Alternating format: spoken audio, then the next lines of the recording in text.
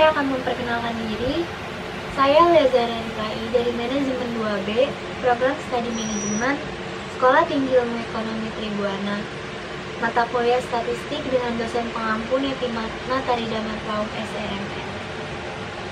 Saya akan menjelaskan mengenai pengenalan SPSS atau pengoperasian SPSS. SPSS merupakan singkatan dari Statistical Package for the Social Science. Seiring dengan fungsinya yang kian berkembang, SPSS mengubah kepanjangannya menjadi Statistical Product and Service Solution. SPSS dikembangkan sejak 1968.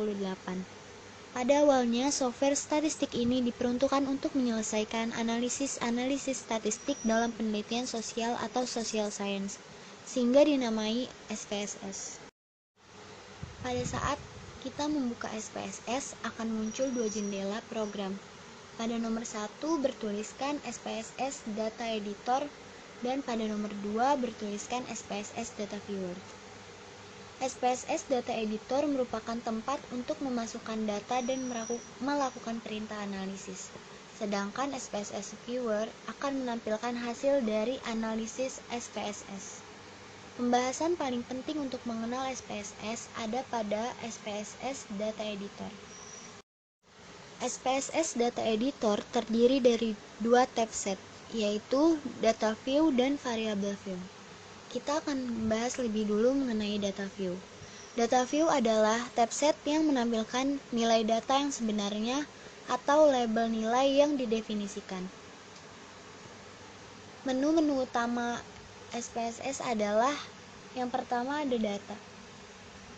Menu ini menampilkan submenu untuk melakukan perubahan-perubahan data seperti mengurutkan data, memisahkan isi file dengan kriteria tertentu, menggabungkan data, dan lain-lain. Yang kedua ada transform. Transform adalah menu untuk transformasi data seperti menghitung variabel data, mengubah data, dan meranking data. Yang ketiga ada analis. Analis adalah menu yang menjadi pusat pengolahan data seperti mengolah statistik deskriptif, regresi, serta korelasi. Yang keempat ada graphs. Menu untuk menampilkan data dan hasil pengolahan data dalam bentuk grafik dan chart seperti bar chart, histogram, scatter diagram, dan lain-lain. Yang kelima ada utilities. Menu pelengkap dalam pengoperasian SPSS, seperti menampilkan informasi variabel, mendefinisikan dan menampilkan variabel data, dan lain-lain. Selanjutnya ada variable view. Variable view adalah tab set yang menampilkan kamus metadata di mana setiap baris mewakili sebuah variabel dan memperlihatkan nama variabel, jenis data, misalnya numerik, string, lebar cetak, dan berbagai karakteristik lain.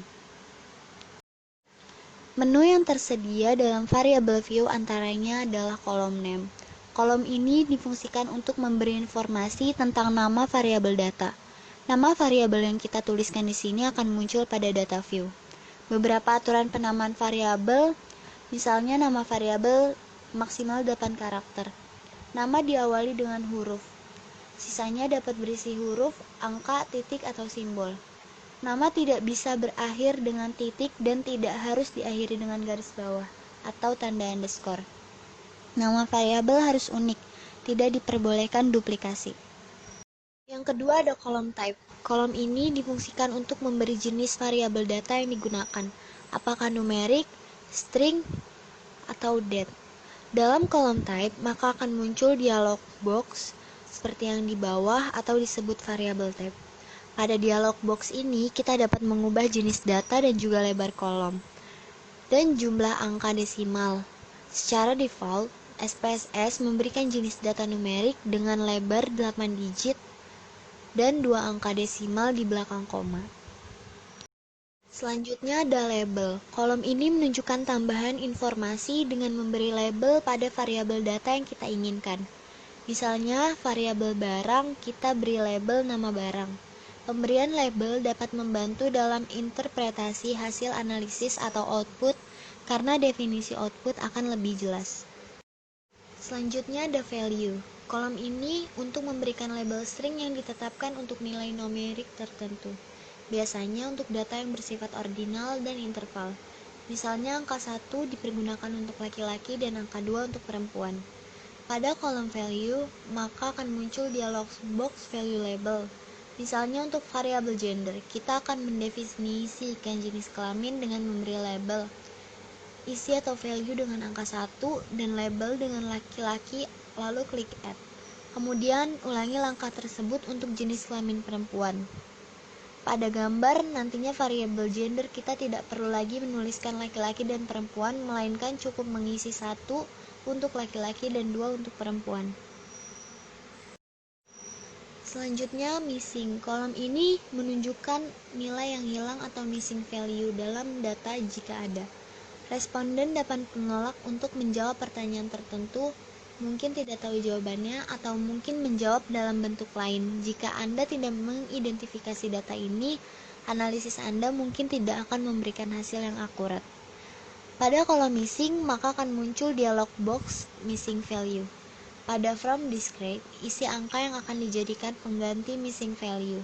Misalnya 9, 99, atau 999.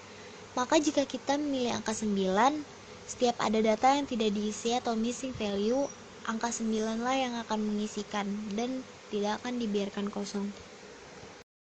Selanjutnya ada kolom. Kolom ini menunjukkan lebar kolom, baik jenis data numerik maupun string. Lebar maksimal 255 digit. Berikutnya ada align. Kolom ini menunjukkan posisi data pada tiap sel. Terdapat 3 pilihan posisi data yaitu left, right, and center. Dan yang terakhir ada measure. Kolom ini menunjukkan jenis ukuran data yang digunakan. Terdapat 3 pilihan pada tiap jenis ukuran yaitu scale, nominal, dan ordinal. Hanya itu yang dapat saya sampaikan mengenai pengenalan SPSS atau pengoperasian SPSS. Kurang dan lebihnya mohon maaf. Terima kasih. Wassalamualaikum warahmatullahi wabarakatuh.